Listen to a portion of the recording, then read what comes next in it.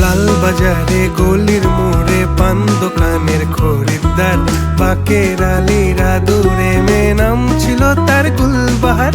লাল বাজারে গলির মোড়ে পান দোকানের খরিদ্দার, বাকের আলীরা দূরে মেয়ে নাম ছিল তার গুলবাহার, নাম ছিল তার গুলবাহার।